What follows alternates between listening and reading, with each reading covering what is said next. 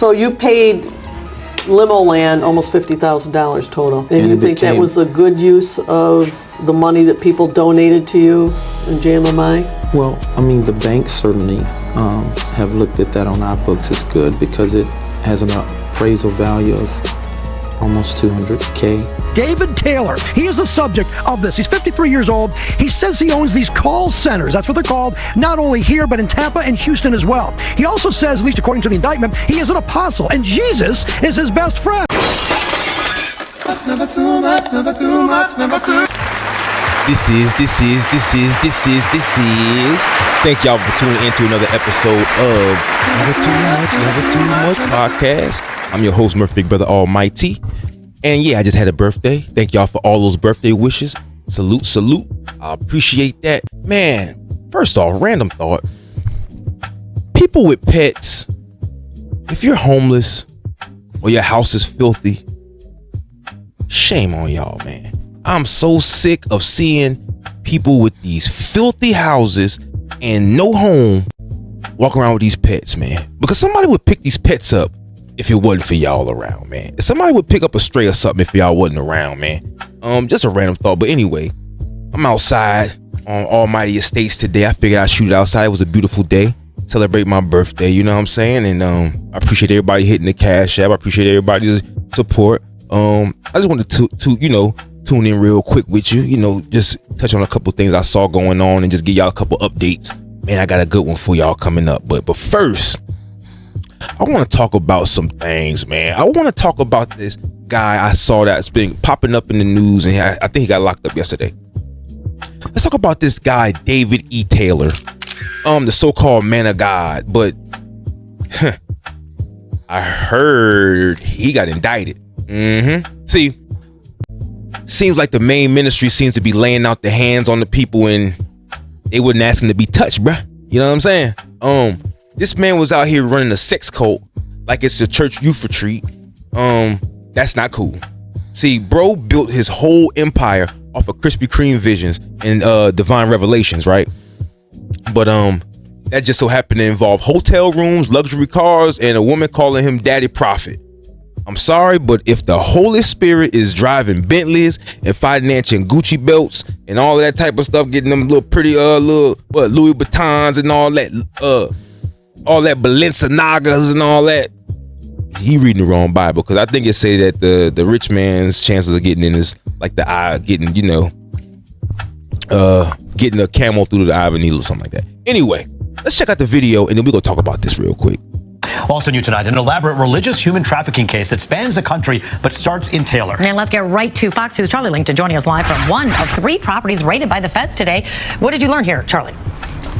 Well, we learned a lot. First of all, this is a big indictment that came down here, 10 counts, mostly, though, about human trafficking. There's some money laundering in here. But let me tell you, I'm at the Kingdom of God Global Church in Taylor, Michigan. That's it right there. It's a huge place where a lot has happened over the course of the year. You can see state police are here, FBI is here. But take a look at this guy, though. This guy's name is David Taylor. He is the subject of this. He's 53 years old. He says he owns these call centers. That's what they're called, not only here, but in Tampa and Houston as well. He also says, at least according to the indictment, he is an apostle, and Jesus is his best friend. He also has multiple face-to-face encounters with God. Now, here in Taylor, this center here is called the call center, where he's got what they call armor bearers. These are people that live and work here. They're unpaid, they're sleep deprived, and they must obey Taylor's orders, or if they defy God, they'll be punished. This is all part of the indictment. Now, he also says that he wants women to come in here, not only to take care of him, and then he makes them have a Plan B emergency contraception. All in all, they raised about $50 million in donations from 2014.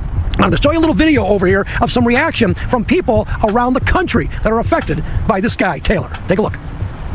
It's not just happening right here in Tampa, it's Ocala, it was really all over the country. So this was an incredible network, if you will, that generated significant profit for the individuals that were engaging in the trafficking. So I think if there's any lesson for all of us is that this truly can happen in any community, anywhere in our country. How can a pastor afford to live in a house like that? I mean, even some of the people who live there couldn't afford to live in that particular house in there.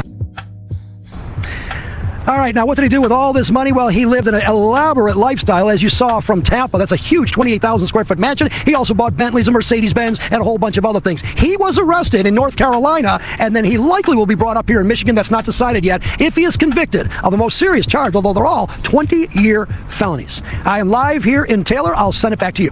Yeah, and then these followers donate money, trusted in faith, and they trust their pastor, their reverend, whomever, the leaders of the church, and they hope that they're doing the right thing, and then you see something like this. What can be done about it? What are they saying, Charlie? Well, these are people that were apparently, I want to say brainwashed for lack of a better word, but this is a human trafficking case. He got these people into his church. He would not let them leave. And if they did try to leave, he would punish them physically, sexually, etc. He also said that they had to get a social welfare, like food stamps, and they had to bring them to the church. I mean, this is a human trafficking case as much as it is a money laundering case. In fact, more so, it's human trafficking with a religious tone. I mean, this is very severe, and it's not just here in Michigan, it's across the country. Definitely more on this story. So you paid limo land almost $50,000 total. And you think that was a good use of the money that people donated to you in JMMI? Well, I mean, the banks certainly have looked at that on our books as good because it has an appraisal value of almost $200K, a little over $150,000. But you got this from donations and you decided to use it to make a limo? We really invested really good. The banks. No, I'm just asking if that's what you did. No, not the way you're saying it. It's you're fortifying, forging. I'm forging? With your mouth. Then Yeah. just the question is, Okay. did you use the money for the purpose? No. The answer is yes. So, You saw all those curves God put on her. Don't sit here and judge me. God put those curves on her. It wasn't me. Everybody think men are so nasty and wicked thinking it was God who did it. It was in his mind before it was in ours. I don't listen to all that religious crap. It wasn't Adam who decided to make a woman and put breasts, hips, none of that on her. It was God who did all that and knew what he was going to do when he did it. Especially if you're a double D. Put a paper bag over those dirty pillows. Nah, I don't think I should have a paper bag over them like that. But I need to show something. That's my presentation. Now, let's be clear. Taylor is not unique. He's just the latest roach that got caught when the kitchen lights got turned on. See, I actually found a clip of a guy who was actually dealing with the guy, I think allegedly.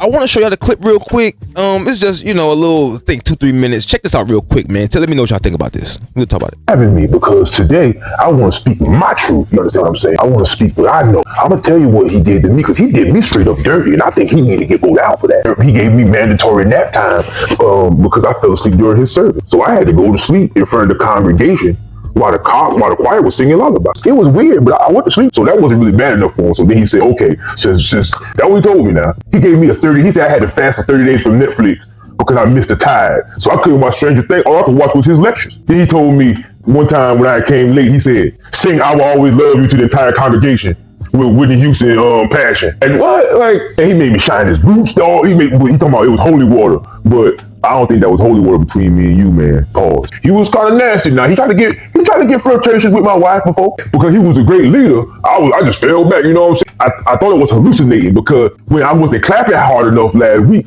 he told me that I couldn't go to bed. So I had to stay up all night writing 100 testimonies about how great he was and recite them at the morning service. And I did. That was better than the time he told me to holy dance. He had me holy dancing for 15 minutes until he said he forgave me. So every one of these punishments, I had to pay money. We wasn't allowed to even speak unless it was quoting his sermons. If you ever question him on Facebook, oh Lord, he gonna delete you from the Wi-Fi password and you can only connect to Jesus 2.4 gig. It was horrible, man. One time, man, I'm about to get deep now. One time, that man knew we were hungry, man. That man came in and made fried chicken and fish, man. He did. Made us smell it. He had the fan on, and he told us to eat the napkin grease. He told us to eat the napkin grease off the fish, y'all. Man, that shit was good, though, man. I ate that shit anyway. Man, you gotta listen to me. Man, he got a holy pajama check, man. If you don't answer the midnight call, man, he inspected pajamas for demonic lazies, man. He said he could taste it when he. Man, the same 4-hour sermon on repeat until you can learn it word for word, man. You got this thing called the prophetic booty call, where if you don't answer this late night call he assigns you, then demon warfare duty from 2 a.m. to 5 a.m. And he's screaming at shadows in the church basement all night. It is scary as hell, man. I'll be scared of that man. That's why we don't fuck with him. If you leave early, you must return next Sunday and sit in the front row with a giant sign around your neck saying backslider. We also have tithe police. If you fail to pay your tithes, they don't take your car or nothing. They repo your blessings. So the usher gonna show up at your house like Dog the Bounty Hunter, but he got 2 tambourines in his hand, and they got 2 holy water sprays. They hit you in the eyes with them, and now your blessings gone for the rest of the week. I've seen it. And they make you be David Uber driver too. You gotta drive late night to McDonald's, and you better not forget the extra barbecue sauce, or you gonna have to fast for 40 nights while you eat the nuggets in your face for real. Man, this interview over, man. I gotta go. But that's crazy that you see what that man was going through? Dealing with that man. That man's a lunatic, man. All that alleged, man. I don't know the validity of that whole thing. I don't know how that is. I don't know if that's really what he had going on, but y'all heard him say it, man. That's all alleged, man. You know what I'm saying? But yeah, man, that fool ain't unique, man. And the thing is about that is that all of these fake conscious motivational hustlers and motivational leaders is doing something. You know what I'm saying? They are fulfilling a spiritual aspect of all of this, and they're using that to hustle you, because all humans have this thing to want to be a part of something great. We all want to do something nice. We all want to say, you know what, when he was talking about getting that school built, I helped put to that. You know what I'm saying? When he built that church, I went to that church and I helped get that started. You know, I was part of something great. But I hate to tell y'all, man, these same people over and over, just like our boy Umar, they out here raising money for a school that might as well be damn Hogwarts at this point. Ain't nobody going to these damn schools, and ain't nobody getting saved from this little false prophet over here. Unless we count the invisible ones he teaching in his dream. Y'all ever notice these dudes always got a master plan but never a master's degree and actually finishing nothing? See what I'm saying? The hustle they sell you is the dream because they have the knowledge. See, knowledge is power. This is the power that they're showing you, is that they're actually smart men, but they're using it to gain, which obviously you should be able to gain off your knowledge, right? But their tactics are in their fake morals is what's getting them in trouble, in my opinion. At least these frauds, you know, they have charisma. They got tons. They are the smoothest motherfucker. He gotta have charisma, because look at his hair, man. That man looks crazy. David, that man looks crazy, bruh. Like, he got the bird nest and the afro in the back. Meanwhile, the house is running wild. He doing whatever he want. He got these people going through everything, crazy rituals and schemes and shit. Like, yo, it's crazy that people actually follow this shit. I'd be amazed, because I be thinking, I got a little charisma on me. I wouldn't do that though. Every leader ends up wanting to get sexy nasty, man. Every leader want to get freaky deaky after a bunch of people like them, man. It happens every time. I don't know why. It seems to be something that goes along with men with getting power. You know what I mean? I think it's disgusting, because David E. Taylor is supposed to be these men of God, and time after time again we see these men of God, what they really got going on. He got raided. It was long overdue. They found more skeletons in his closet than a spirit Halloween party. He been doing dirt for years. Remember the videos of tax evasion and nonprofit scams? He was taking money from people for ministry, living in Maybachs, man. That was since like 2017, bruh. Like, I think shit, this man is like, Umar ain't got nothing on him. Umar ain't got nothing on David E. Taylor. I think that's his name, right? Robert Taylor, whatever. See, he got sued. I think got sued many times for like shady financial practices. He was shitting people, and he was getting sued for harassment. He had ex-members saying that he manipulated multiple women. He was he was promising them all types of spiritual blessings in exchange for favors. Like, bro, how you turn the gospel into OnlyFans, bro? This ain't no ministry. This is like Tinder with tithes. See, people like him is the same as Umar because half of these fake woke leaders, they selling that thought. The change.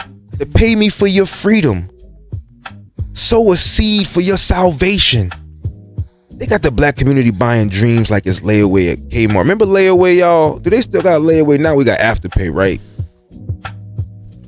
See, the thing is that we have no discipline and we have no, we don't like to have structure. We don't like to follow the rules. We like to think we're the exception to the rule a lot of the time. I'm being honest, man. And not to get back on Umar again, because I know that's our favorite guy. I got something for y'all at the end of this too. Wait till y'all see this. But before I get to that, right, I want to tie this in real quick because I saw something the other day and I want to know what y'all think about it. And it's kind of touchy, but I want to talk to y'all about it. You know what I mean? Y'all my peoples, right? We can get real for a second. Y'all see the thing with Trump in the thing in Washington, D.C. and Chicago, right? I didn't get a request from the governor of Illinois, is affected maybe more than anybody else, right? And I think until I get that request from that guy, I'm not going to do anything about it. And I feel the same way about crime. We go in, we will solve Chicago within 1 week, maybe less, but within 1 week, we will have no crime in Chicago, just like we have no crime in D.C. You know, our military is full. We were way empty 1 year ago, now we're full. So we can go anywhere on less than 24 hours notice. Chicago is a disaster, and the governor of Illinois should say, President, would you do us the honor of cleaning up our city? We need help. They need help. They need help. So we may wait. We may or may not. We may just go in and do it, which is probably what we should do.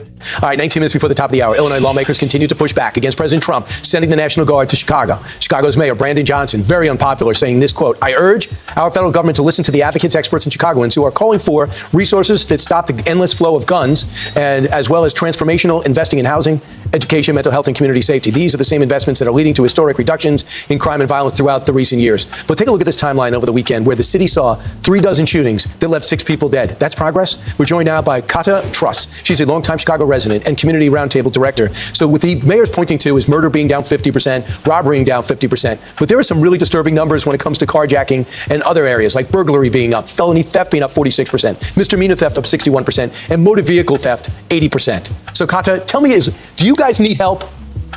We absolutely need help, and I've been a Chicago resident all my life. I live in the Austin community where I've lived for the last 40 years. Earlier this year, my husband was carjacked right in front of our house. And so if you ask me, if you ask any victim of a violent crime, how they feel about crime in the city of Chicago, any of us will tell you that we are not safe, that we don't feel safe. We don't feel that our police department is doing enough. And whether it's because of resources or the amount of money that the city is spending or has to spend on violence prevention, I can't necessarily speak to that. I'm sure that more money would help. But I'm not even sure if I want to see more money come here, considering the misuse of the monies that this government has had thus far. I also saw a video of Governor Pritzker walking along the lakefront in the city of Chicago, talking about how peaceful it was. But I urge him, walk down 79th Street, walk down Chicago Avenue, walk down Central Avenue where I live, and then tell me that you feel the same way. Or more importantly, Governor Pritzker and Brandon Johnson both have security details. If Chicago is so safe, as I heard Brandon Johnson say a couple of weeks ago, Chicago was one of the safest cities in America, why do you have a security detail? Why don't you get rid of it? You know, Brandon Johnson was a strong component for defunding the police before he became mayor.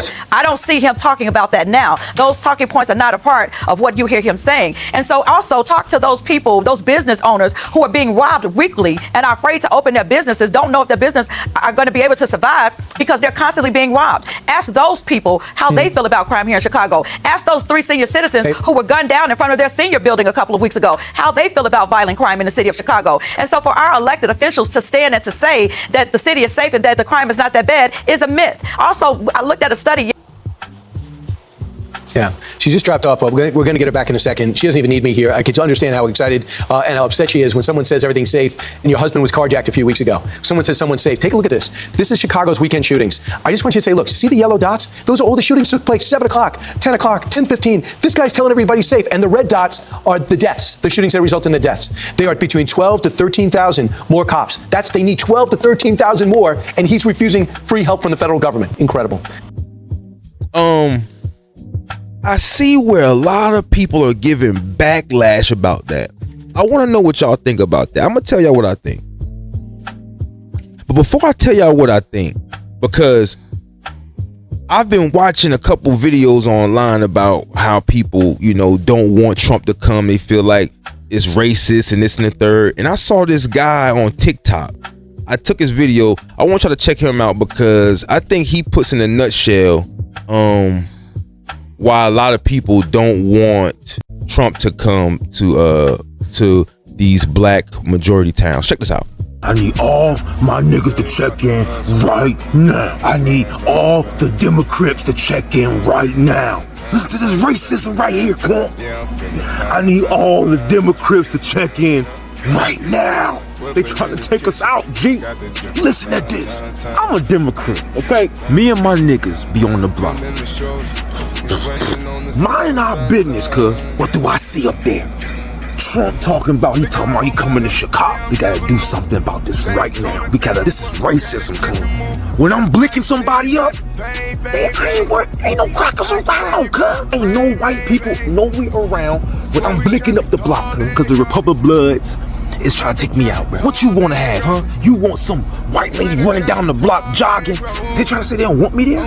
Like, what are you trying to say? Cause, like, I need y'all Kamala. I need all the Democrats. Or you want me on the block? I'm your cousin. I'm your daddy. I'm your son.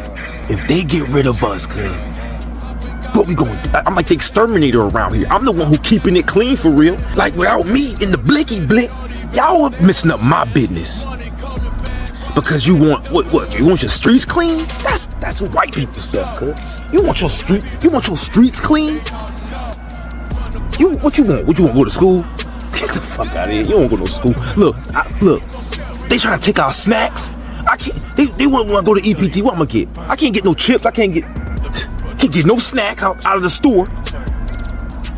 He trying to make me go to school. To do what? Go to work and be a square like you? I need all my Democrats to band together and keep Trump out of our neighborhoods so that I can keep banging. They just want to exterminate us, man.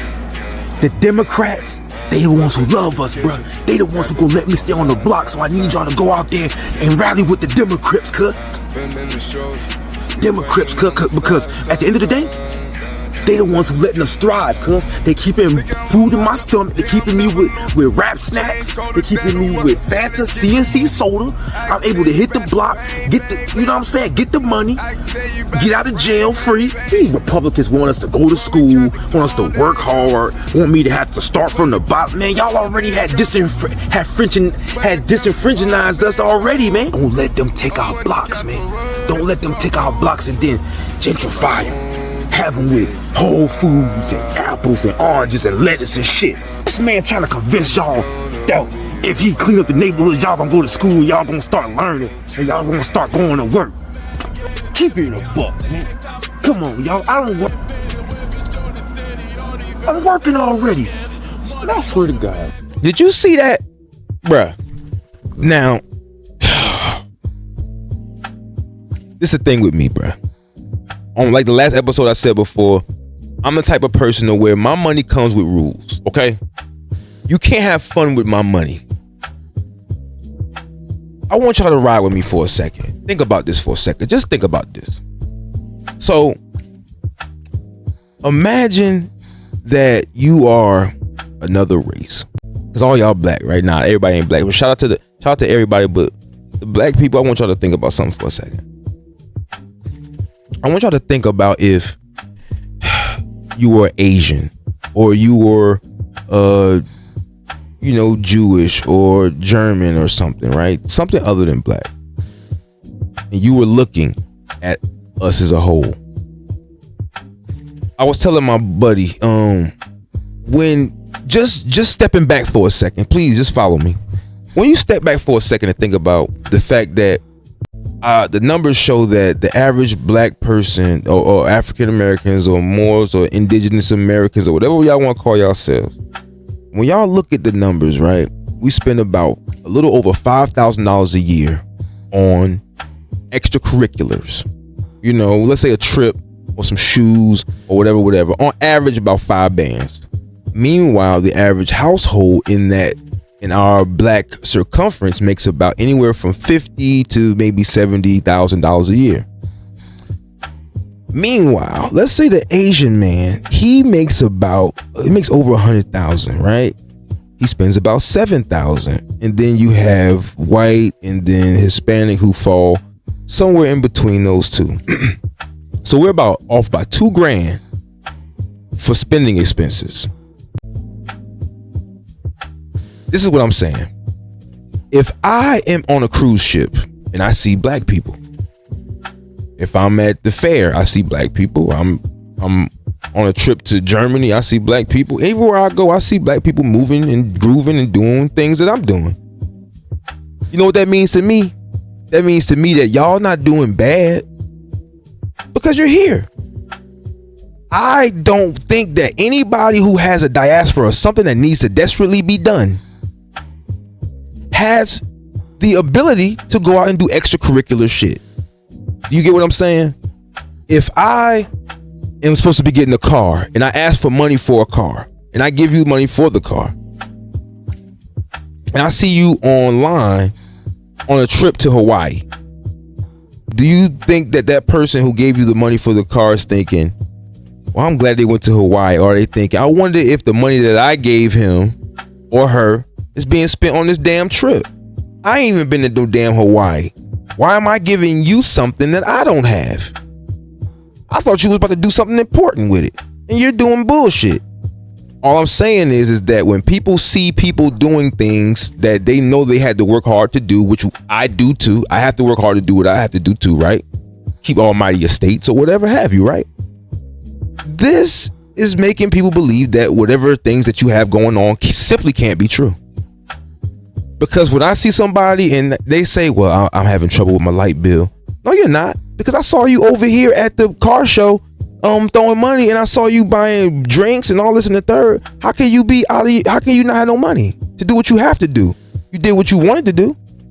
And I think that when people look at the stereotypical online presence of black people, they see us doing things that they would think, well, damn, if you so fucked up, if you can't get school supplies, you can't go nowhere, you can't get medical and this and the third, how the hell are you doing all of this? Right now, do you know we brought in $1.3 trillion last year as a people? Out of 226 nations on earth, that makes black people in America the 8th richest nation. We brought in $600 billion more than Spain, $700 billion more than Mexico. Yet Spain has 46 million people like we do, and they maintain a 208,000 square mile landmass, and they have their own everything. Mexico has 131,700,000 people, and they're maintaining 771,500 square miles with half the money we have. Yet they have whole countries, and we don't have nothing we can call on. Something happened to us. We got to get back into what they call today financial literacy. But we got to do it quick because we got to start doing something for ourselves. We got the dollars. We just need some more sense to go with it. I went 3 trips this year. He took 7 trips. I took 1 trip. He take 3 trips. The motherfucker work for you. He your boss. He take 1 trip this year. You done took 3. And he like, that they ain't broke. How you talking about you need a raise? You take 3 trips. You know what I'm saying? Like, I digress, man. Maybe I'm wrong. Come and check me, family. Let me know what's up, man. Because I'm willing to change my mind, man. Y'all can even jump up here, man. I'll go live with you. I don't think my computer could take it, man. My computer is horrible, bruh. But anyway, all I'm saying is that Trump trying to take over these streets and this and the third. Bro, we had our chance to fix it. We didn't do nothing. Over here, I tried to do I was going to do a whole documentary on Sumter County. It was going to be called The War on Merk City. Sumter, South Carolina. This used to be a place where folks took pride in their name, where hard days' work meant something, where families thrived. It was the kind of town where kids rode bikes till the street lights came on, and neighbors actually looked out for one another. A black community that had its struggles, sure, but there was a sense of purpose, a future, a reason to believe that tomorrow could be better than today. Now, it's one of the worst cities in South Carolina. Also in Sumter, police are searching for more suspects in connection with a gas station shooting last month. Christmas Day El Cheapo shooting. Sumter, a fatal shooting inside the Sumter Walmart there. On a Sumter murder-suicide case. With a deadly shooting that officers say. A second man faces murder charges after a shooting at the Sunoco gas station. After deputies were involved in a deadly shooting incident. And it ain't cause of no outsiders either. It's cause of us. Black youth are out here killing each other over nothing. Petty beefs, internet clout, territory they don't even own. The same streets that raised them, now gonna bury them. Sumter, a fatal shooting inside the Sumter Walmart there. We've learned tonight that police have arrested the suspected shooter. But Sumter not dead yet. Nah, bro. But if we don't take care and wake up, oh, it will be. Let's talk about it. Blacklite TV Never Too Much Podcast presents to you Carolina Crash Outs, the war on Merk City. Coming soon.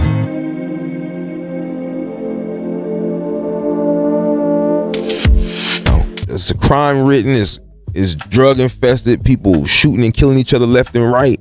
And when you talk to the parents and talk to the people around us, they feel like they scared of these motherfuckers. They scared of these kids, man. These kids ain't trying to yes sir, no sir. They'll put that thing to you.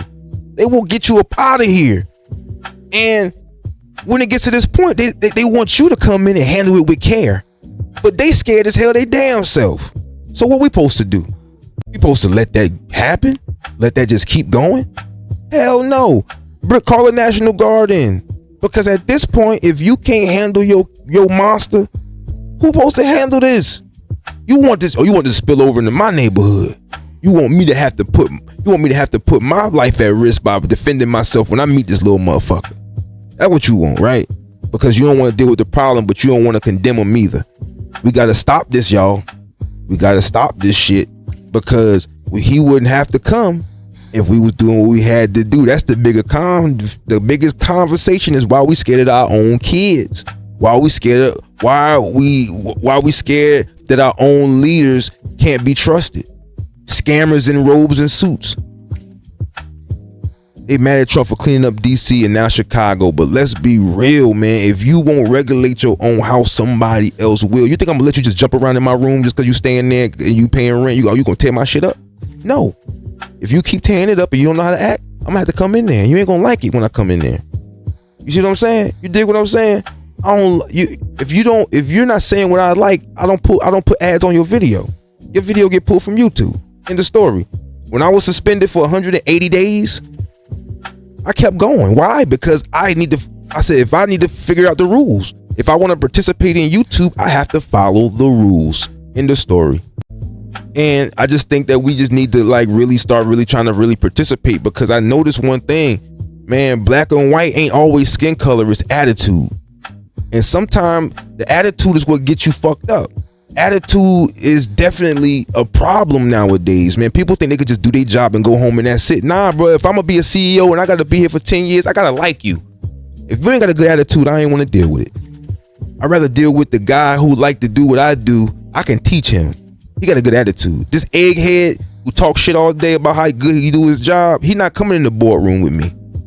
All he want to do is talk about what he allowed and what's the... Nah, get out of here with that. I want to be able to just chill, talk, and grow with the person I'm going to put in this position, right? You would do the same thing. Why are you expecting anybody else to do anything different? This is America. We got the right to do a lot of things, but we got to also be willing to take the consequences. The police ain't going to be there all the time. The ambulance ain't going to be there all the time. The mom ain't going to be there all the time. All I'm saying, y'all, is that we want the government's money, but we don't want their damn rules. And when you take my money, you gotta get my goddamn rules. That's like me telling YouTube, yo, you keep cutting this check. Don't tell me about no guidelines, bro, because it's America. Like, bro, you can say it all you want to, but they're gonna chop you down like they chop me down. It is what it is. David Taylor, you a fraud. You a perv, bro. You an embarrassment, truthfully. Umar, you the next on the Summer Jam screen too. Those folks saying Trump cleaning up these cities is too harsh. It's only harsh if you love chaos. Because sometimes you got to tear down the drywall to get rid of the mold, baby. Anyway, I want y'all to check out this little preview I got. I got some things coming for y'all, man. On the funnier tip, I got some things really coming for y'all, man. I'm so excited. I can't even keep it to myself, but I'm working on it, y'all. I got a little teaser for you. Check out this. It's just a tease. Just check it out real quick. FDMG Bando will stand and always say donate and ever lend our Cash App tags to help increase thy bank. The Honorable FDMG brings forth our charity. So cheer for dear old FDMG, donate to victory. Hit the Cash App. Huh? How you like that? Yo, this one gonna be, we not done with Umar yet though. You see that, right? Just keep your mind open for what you about to see. We about to get busy, man. This concept's gonna be wild. I think y'all already could put it together. You know what I'm saying? It's gonna be crazy. So let me know what y'all think about that. Let me know what y'all think about what we was talking about, man. About the preacher, about Umar. I was gonna get into his daughter, but I'm not gonna do that this week, man. We're gonna let that slide. I saw some crazy videos about her, but I ain't really got the time to get into that today. So we're gonna keep it short and sweet. I just wanted to check in with y'all because I love y'all. Y'all love me. I rock with y'all, man. And I'm up for the debate if y'all don't agree. But if y'all agree, man, let me know, man. This has been another episode of Never Too Much Podcast. I've been your host, Murph, Big Brother Almighty. And I'm about to sit back and relax for my birthday, man. It's my weekend, man. Till next time. Peace. We here to stay, yeah. Blacklite TV in your play, yeah. Shining truth on every way, yeah. Gonna break the dark today, yeah. We saying, homie, see the light in your life, baby. We saying, homie, see the light in your life, baby. Yeah, yeah. Showing truth you can't deny. In this world where shadows lie, Blacklite TV on the rise.